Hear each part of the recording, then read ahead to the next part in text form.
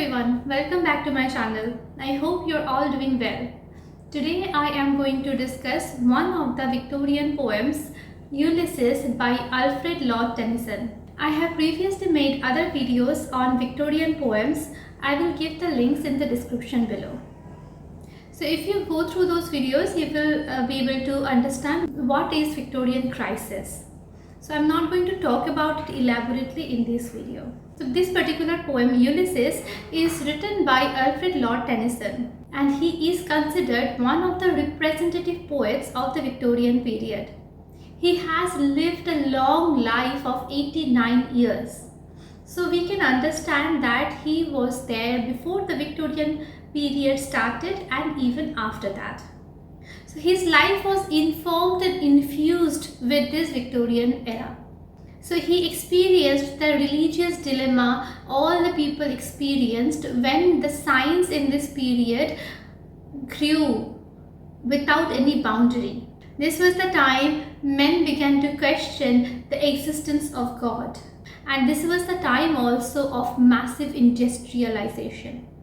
So Tennyson has witnessed everything, and all these experiences, all this witnessing made him the poet he was. In all of his writings, we see the reflection of whatever happened in the Victorian period. This particular poem, Ulysses, was a part of a collection which was published in the year 1842. Previously, Tennyson published another poetry collection in the year 1832. And that was criticized vigorously. So that kind of demotivated Tennyson, and he decided never to publish another collection. So his well-wishers and other publishers convinced him to publish this particular collection. This particular poem, Ulysses, is a dramatic monologue. I have discussed the various features of the dramatic monologue in the video on My Last Duchess by Robert Browning. So you can check that from the description below. In the dramatic monologue, we know that there is a speaker and also there is a single listener. In this poem, the speaker is Ulysses. Now, who is Ulysses?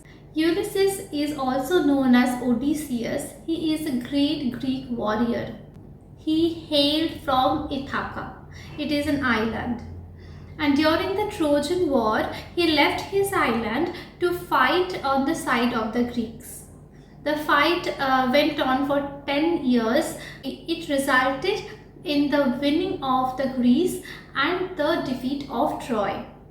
We all know about the epic Odyssey by Homer. This particular epic Odyssey is written about all the adventures Ulysses has had. So after the war was ended, Ulysses came back to his island Ithaca, and this coming back took another 10 years, and this was also full of various adventures and several experiences, and it was a long and arduous voyage.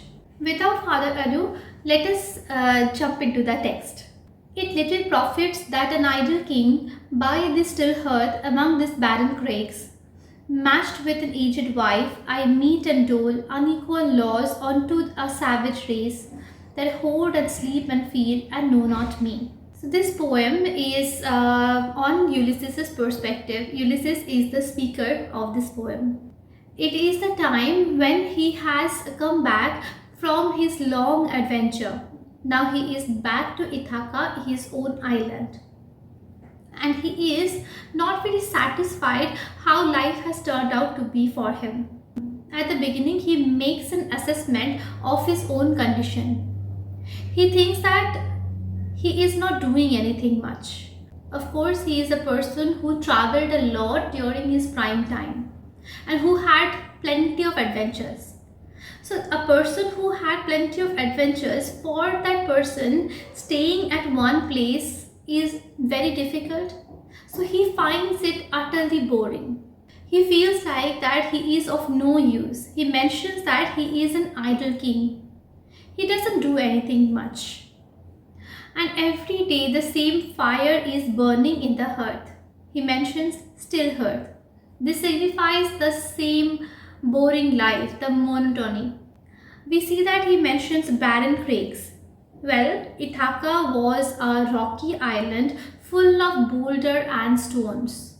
And this was a place which was not conducive for agriculture. And it was full of infertile kind of rocks. So he is stationed in this barren land. He has a life which is utterly boring. Every day looks the same. So in this list of complaint, there is another thing. He says that he has an aged wife for companionship. Ulysses' wife's name is Penelope. Penelope is considered as an ideal, faithful wife. When Ulysses was absent, he went to fight the war. She stayed at this place and took over all the responsibilities and waited patiently for the return of her husband. She is often contrasted with Clytemnestra, the wife of Agamemnon. During the absence of Agamemnon, Clytemnestra took a lover, and with the lover she plotted to kill Agamemnon. But Ulysses is not satisfied with just a faithful wife who is aged. This wife of his cannot offer much. He might be feeling that this wife who is now old is too old for him. Because in his mind, he is not yet old. Maybe his body is old, but his mind is still very fresh and young. We'll see this is mentioned about the mind being young and curious later in the poem. So just because Ulysses is a king, it is his job to govern the island. And he says that these people of this island are savage and uncivilized. He mentions a savage race. He also mentions meat and dole. Now, meat and dole means distributing. So often these people would have a lot of quarrels and fight among them, and they would definitely come to the king for a solution. And Ulysses would try his best to solve the quarrel, but he could not often do a great job, and so he found it very tedious.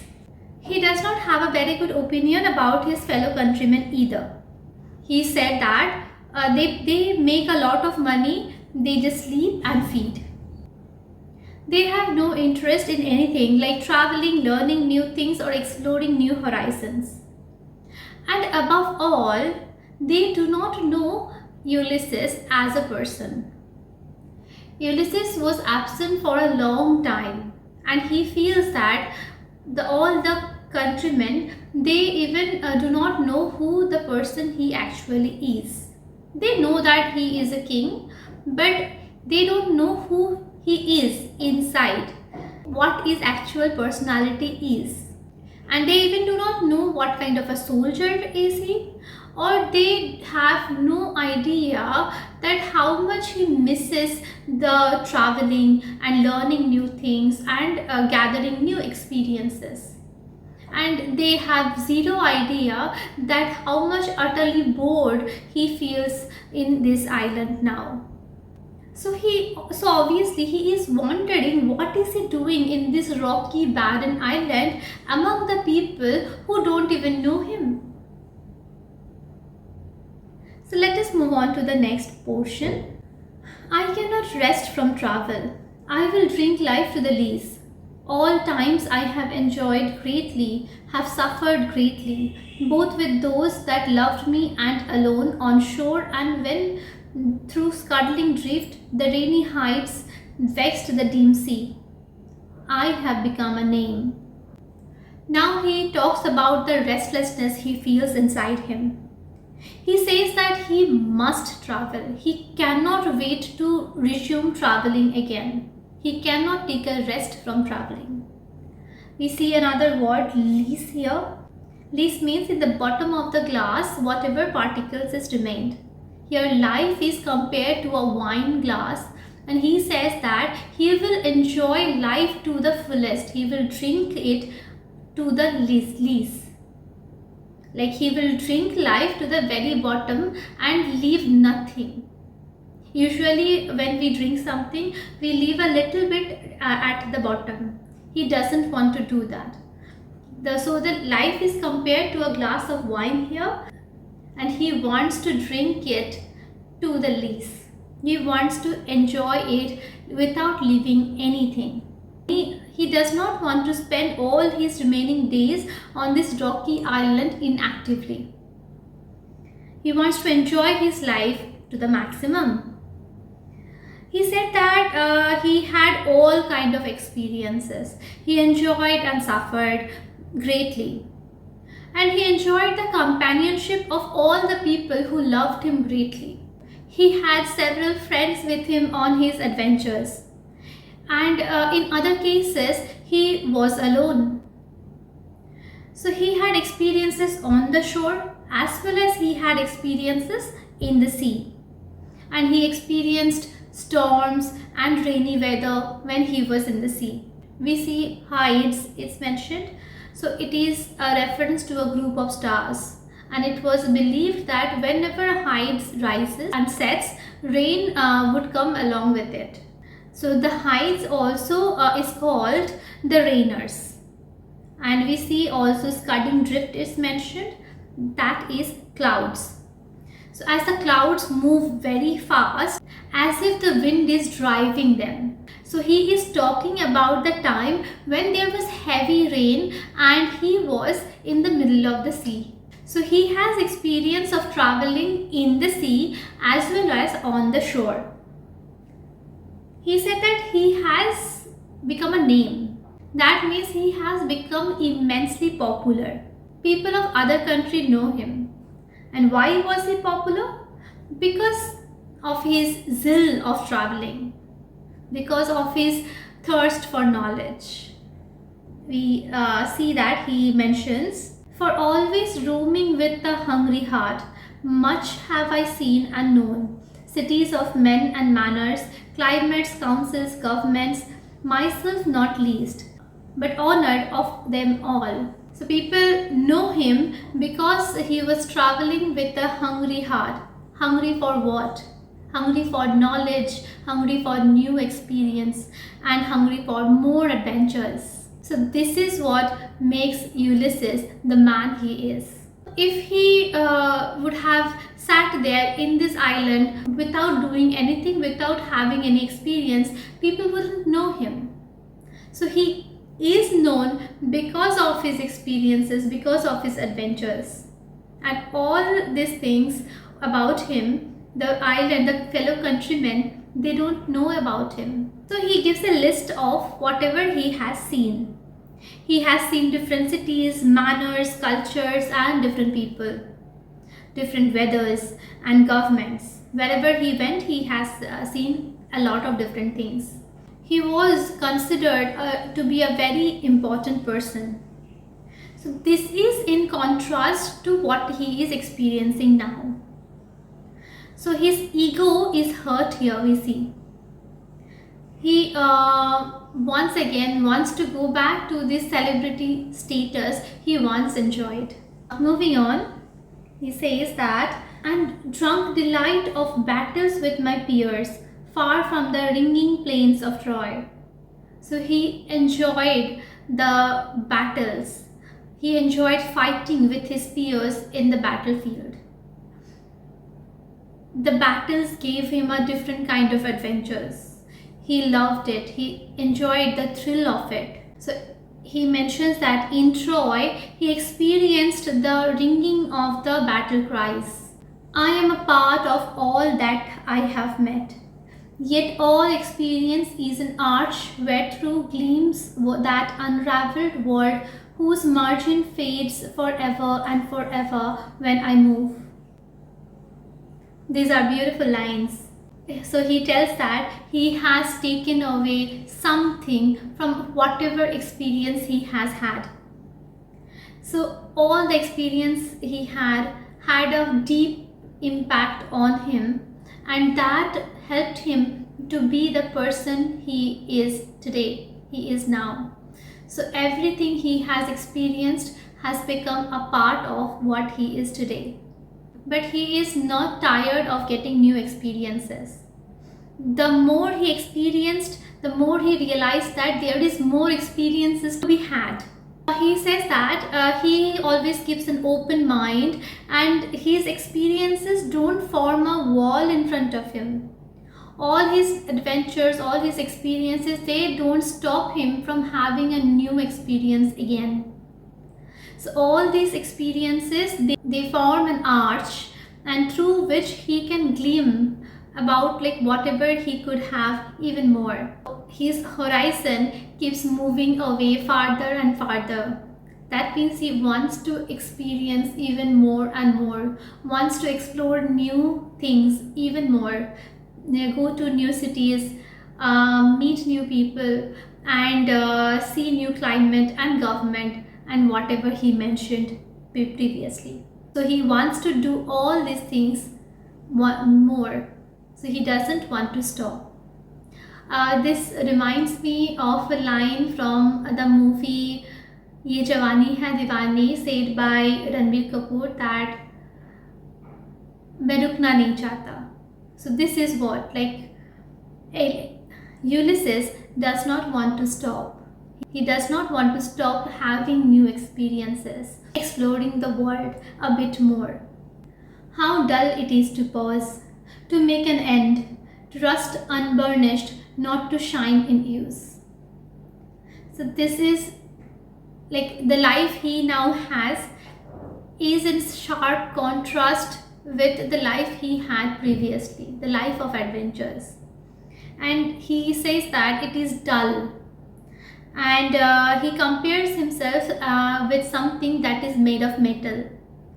He says that if a metal thing like a knife or a sword, if we do not keep on polishing, or if we do not keep on using that, it becomes rusted and useless. So he wants to mean that if he stops having new experiences, if he stops exploring new horizon, he will also be rusted or useless. Here we see the word unburnished is mentioned. That means unpolished. Now he feels that only breathing is not enough. He mentions, he goes on to say that as though to breathe were life, life piled on life were all too little, and of one to me little remains.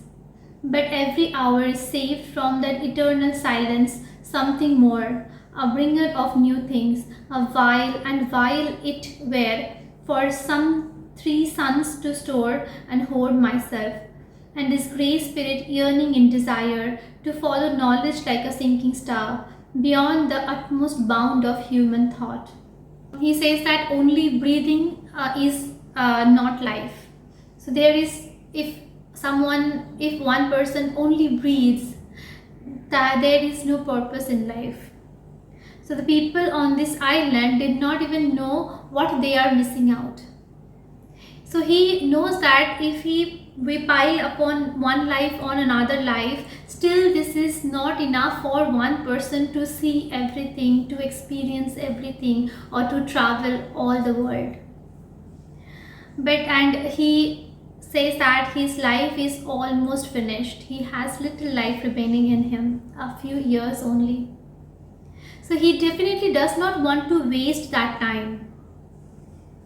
We see eternal silence is there. That means death. So every single minute brings something new. So if it will bring something new, only one person is willing to look. Ulysses is willing to look. He has been sitting there in this island for 3 years, and he says that it is evil thing to waste so much time of his life. He mentions grey spirit. His spirit is grey because he is now an old man, but this grey spirit wants to get knowledge. It wants to explore and it wants to travel. So he doesn't want to sit there idly. He's expressing his unrest, his unhappiness and unease at being tied down. So though he has reached home, he feels that his home is an alien thing to him. He wants to escape from there. Next stanza.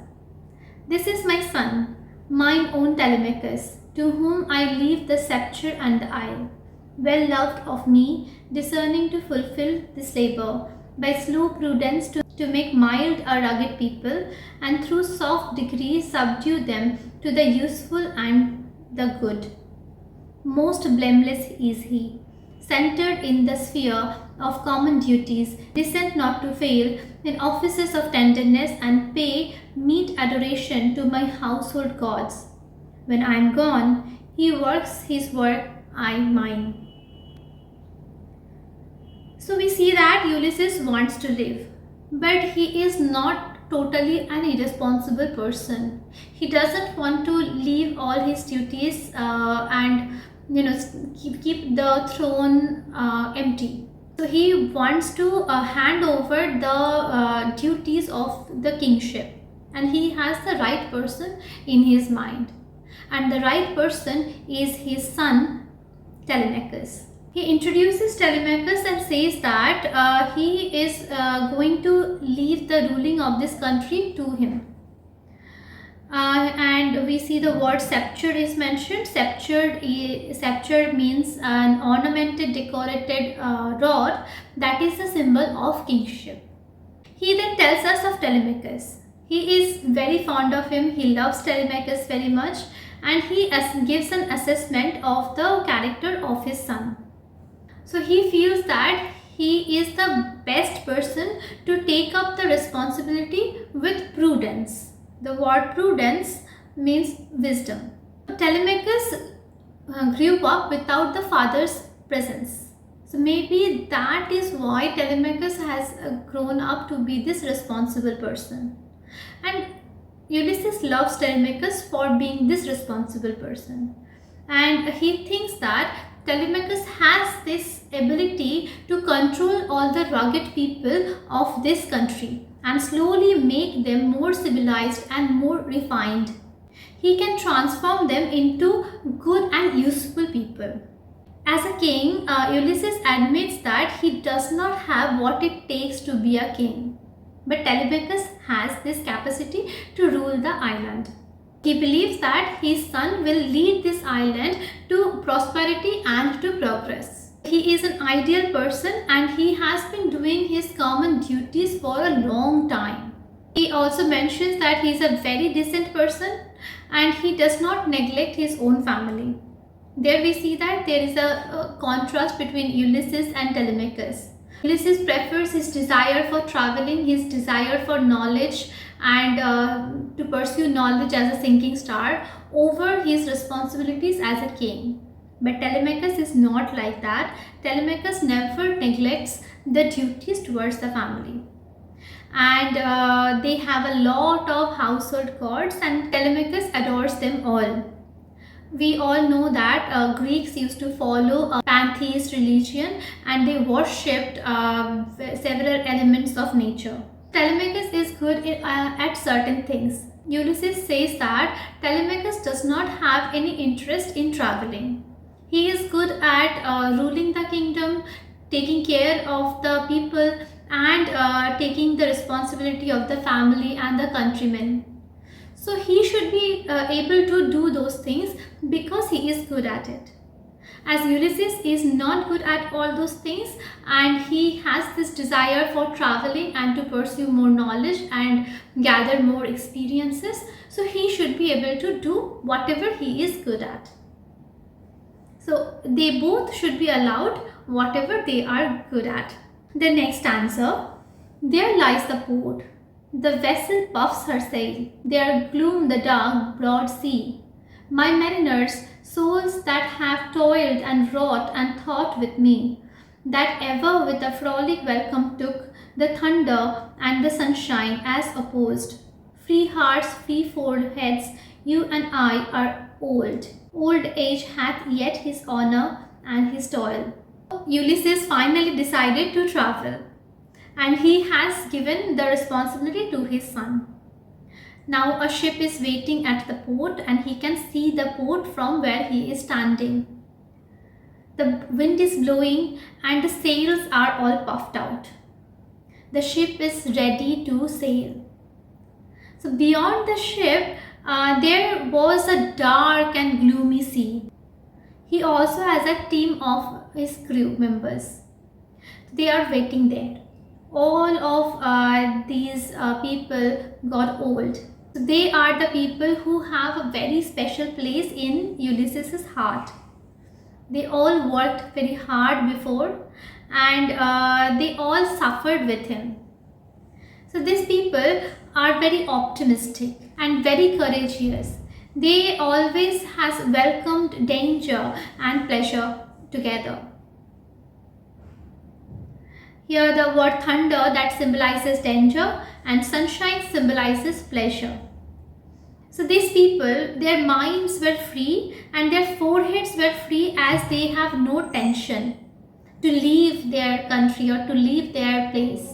Death closes all, but something ere the end, some work of noble note may yet be done.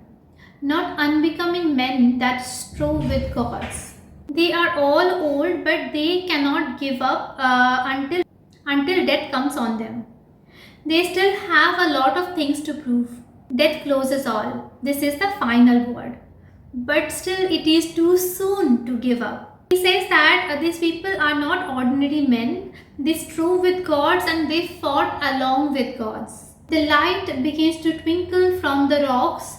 The day wanes. The slow moon climbs. The deep moans round with many voices. Come, my friends, it's not too late to seek a newer world. Push off and sitting well in order's might. The surrounding furrows for my purpose holds to sail beyond the sunset and the baths of all western stars until I die.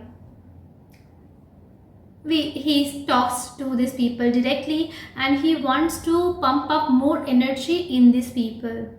Not only him but all his sailors might be feeling the same, that they also want to go to explore the new horizon, a new world. They want to discover a new world. They all might be getting bored with this boring lifestyle at home and doing almost nothing and every day being the same. So it is now getting dark and the light is fading. The lights are twinkling on the houses on the rock. The moon has started to climb up and the sun has set. If we see that deep is mourning mentioned. So the deep is the sea. So the sea is making all kinds of noises. Ulysses can hear the sounds of the waves. As he spent so much time on the sea, he feels that he can understand whatever the sea is telling him. And now the sea is calling him to go on an adventure and to discover a new world. So he tells his friends to come on board and sit in order. He wants to seek the new world and push far off from the shore. Sounding furrows means loud waves and smite means to hit hard. Here, hitting hard the waves in order to go farther from the shore. He tells that it might be their last voyage. He does not intend to come back soon. His purpose is to sail beyond the sunset and he wants to explore the lands where the western stars take a bath. So he has very high hopes from this particular voyage, and this will be the last voyage of his life, and he does not want to come back alive and to suffer this dull life once again in this island. So the fate of this voyage is quite indefinite. It may be that the gulfs will wash us down. It may be we shall touch the happy isles and see the great Achilles whom we knew. The word gulf means the waves or the current. He says that it is possible that they might drown in the sea, or it is possible that they can go to the happy isles. Happy Isles refers to the land Greeks believed that the heroes go after their death. So Achilles is a great Greek warrior, and he feels that if he dies in this voyage, he might go to the Happy Isle and meet Achilles. Though much is taken, much abides, and though we are not now that strength which in old days moved earth and heaven, and that which we are one equal temper of heroic hearts, made weak by time and fate, but strong in will to strive, to seek, to find, and not to yield. So they have lost a lot as they are old now. Their physical strength is gone. Their bodies are not that strong, and they have lost the vigor of youth. But still, there is so much that is there. So we see that there is a ray of optimism. So earlier, when they were strong, they could move heaven and earth. Whatever happened, they are still the same men inside, in their brain, in their heart. So they have the same temperament, only their bodies have become old, but nothing has changed. They are the people of equal temper, they think alike. They have an heroic and adventurous mind that is trapped inside the weak body, weak old body. But they have the willpower and they are not going to give up easily. So all these things remind us the speech of Satan in Paradise Lost. Satan says that, "What though the field be lost, all is not lost, the unconquerable will and study of revenge, immortal hate, and the courage never to submit or to yield." So there we find a kind of similarity between whatever Ulysses is saying and whatever Satan has said. Though the context is quite different. They want to find a new world, they want to explore more, and they do not want to stop. They want to strive, they want to seek, to find, and they never want to yield. They never want to stop. See, here the poem ends. If we talk about the themes of the poem, we see the themes are optimism. We see that it is mentioned that you should not give up for the old age. All the experiences should add more fuel to have new adventures. We see this unwillingness to give up. Another theme is the theme of death. There we see a very positive attitude towards death. Ulysses looks at death in a very practical way. He does not look at death as something sad or something of an ending and something he doesn't want to face. Another theme is aging. Ulysses is old in his body but not in his mind, not in his heart, and not in his outlook towards life.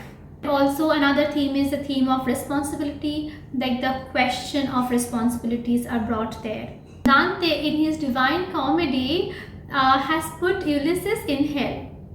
So we kind of ask why. Probably because he did not support the escape of Ulysses. He did not support that Ulysses has left all his responsibilities and went away. He looked at Ulysses as someone who is afraid of responsibilities and someone who is very selfish, who thought about himself only. I would like to know whatever your thought is on Ulysses. Is he a bad person that he chose his own desire over his own responsibility? I hope this explanation will help you to prepare this poem better. If you want to have more explanations of poems and literary theories, keep an eye on my channel. Thank you. Bye-bye.